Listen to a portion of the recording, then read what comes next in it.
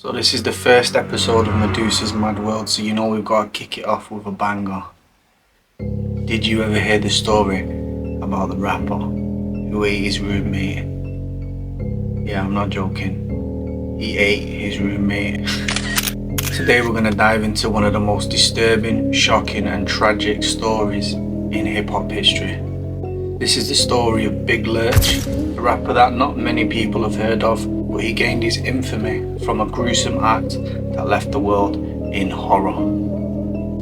To start off, Big Lurch, whose real name is Antron Singleton, was an up-and-coming rapper from Texas, prominently known for his dark, deep voice and his gritty lyrics. Through the 90s and early 2000s, he started making a big name for himself, working with known rappers like E40. He seemed set for a promising career, but beneath the surface, Big Lurch was dealing with problems, mainly with drug abuse. His friends and his peers described him as a talented and ambitious man, but at times he found himself in a lot of trouble. And in 2000 he was unfortunately hit by a car, which resulted in him having some severe injuries and health issues.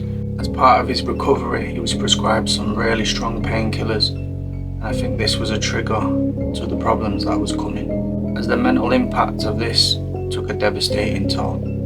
The crime happened on the night of April 10th, 2002. Big Lurch was in his house in Los Angeles, staying with his roommate Tanisha. That evening it was reported he was really high on PCP, a powerful hallucinogenic drug, known to cause extreme paranoia and aggression, and is known to make people cross the border from what's reality and what's not. And in Lurch's case, the outcome was one of the most horrific crimes ever recorded in hip-hop history.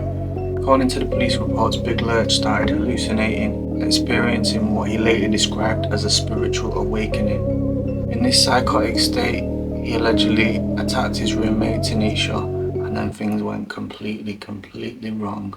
Completely left, let's be honest. He was later found by the police wandering the streets, butt naked and covered in blood. When they attended the room, they found that he'd partly consumed Tanisha's body. That's crazy. Obviously, a case like that is going to draw massive media attention. The prosecutors argued that it was a barbaric murder fueled by his PCP drug addiction.